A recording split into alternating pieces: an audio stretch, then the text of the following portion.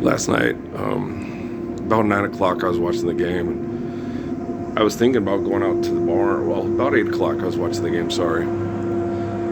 And I was thinking about going out to the barn, and I, I was tired. I was like, God, I'm real tired. I just feel like sleeping, because I sat in the chair and I did the exercise things I talked about in the chair about 2 or 3 times. And so I was tired of them. Now I just go to bed, man. You're sleepy. So I went in there and showered off real quick and just crashed. Wow. Just fell out, slept. And and then I heard the stuff. I anticipated a lot of pesticiding this year because of the dry dust conditions and the conditions for the insect that they're spraying for. The more dry and dusty the conditions, the more chance of infestation from these beetle things that we have. Okay, and so to maintain the cash crop, you have to, and pay your bills, you have to spray the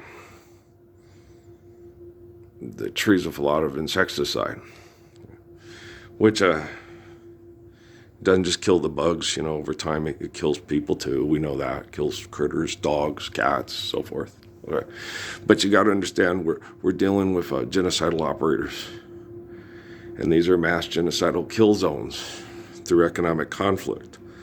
But this is population management, and people, are given acceptable forms of population management, and they give them what they accept. They see this as natural selection. They see this as evolution. You're dealing with very sick, disgusting people that see this as a game, as opposed to understanding truth and then being truthful.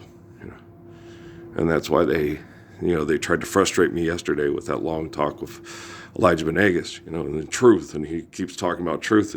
You're being existential. And I was like, you're using words, and you're not even using them properly. Okay. If truth is God's omnipotent and omnipotent, okay, the word that you're using is describing yourself and not myself. Okay. You're saying I'm being egotistical. You're saying I'm being egocentric. Okay. And I told you and told you and told you, if there are two people that believe God is omnipotent and omnipotent, if one of those people believes that God is a person, that person is being egotistical. Okay. That's math. Okay. You can describe math to me. You can discuss it with your stupid fucking friends at White Sands. They're not your friends. They're setting you up. And they're being set up because they're being programmed while they sleep. I explained that to you. Okay? Because it's understandable. The reason why I'm so much more intelligent than everybody else is because I am the Spirit of Jesus of Nazareth. Okay? And people hate to hear that. Especially people that run corporations that perform genocide. Okay? And those TV commercials, no, he does not get you. Okay, he does not get you at all. Okay, you're going to do commercials for philanthropy, which is genocide, as opposed to recognize the Spirit of Jesus in New Mexico and live the Lord's Prayer with him. You think he gets you? I think you're insane, and you want to perform genocide operations for philanthropy because it makes you feel powerful. That's what I think. I'm certain that my assessment makes more sense for Gemini to understand, and Astra or whatever to understand, than what you're saying. Okay. And no, I'm not going to get a phone with Gemini or put Gemini on my phone. Well, because that's not my issue. That's their issue. All right? My issue is be the living embodiment of the Lord's Prayer. Okay? I don't use money.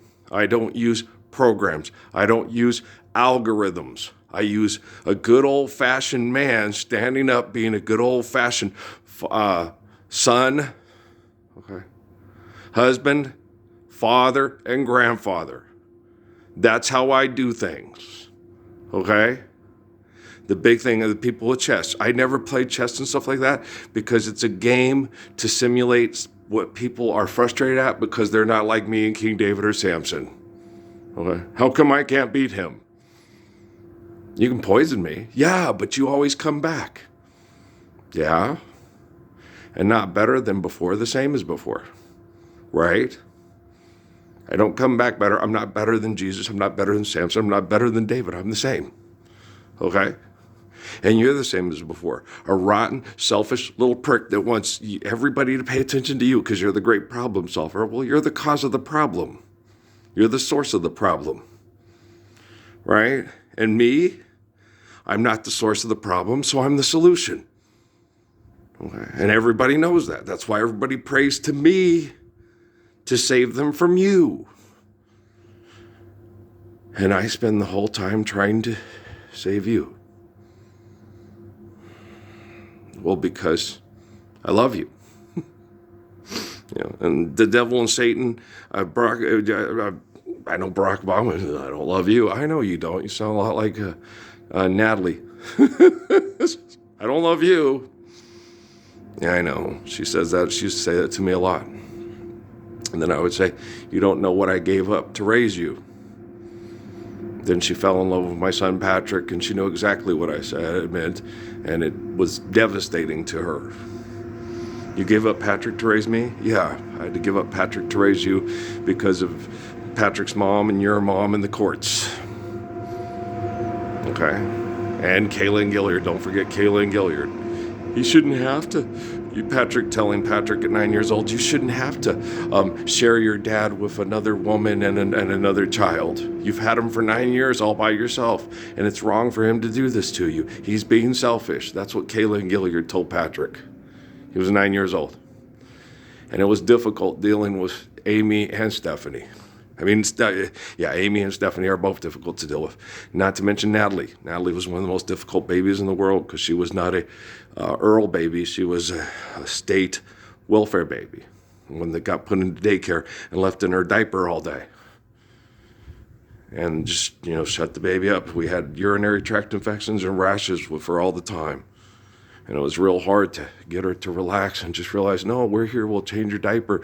We're not going to just put you in the pen, get a paycheck, and let you just scream and cry in the other room.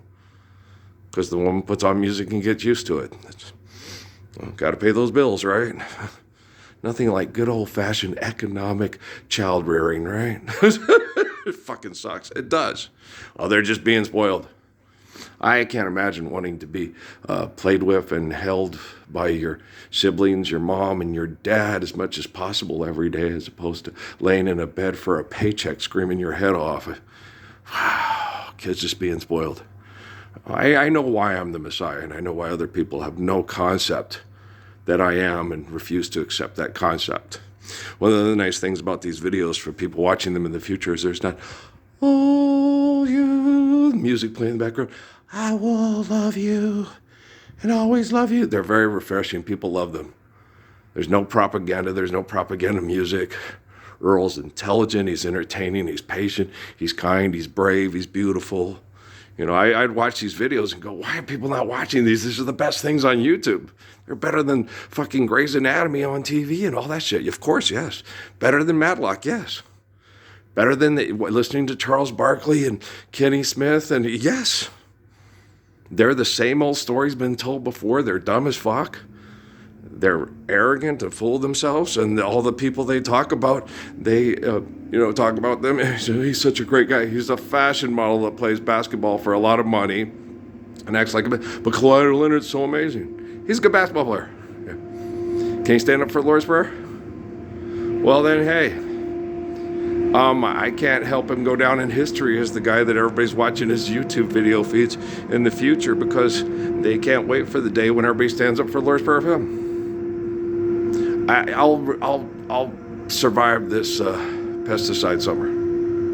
It's hard. My body is like going, fuck. Yeah, I was doing great until this, but it's for cash cropping. For genocide. Everybody pray to Jesus.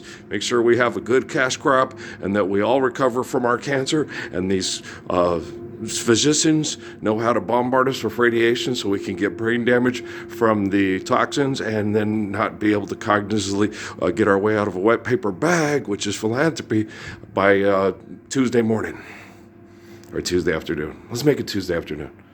I like that song. What about Thursday? Well, it started out just like a dream, but like a dream, I knew that what we had would have to end. But I was looking for a lifetime lover, and you were looking for a friend. And no, Jesus does not get any of you philanthropists. Okay, guys, I love you. He loves you. He just don't get you. All right, well, he shouldn't. You're a liar. Peace.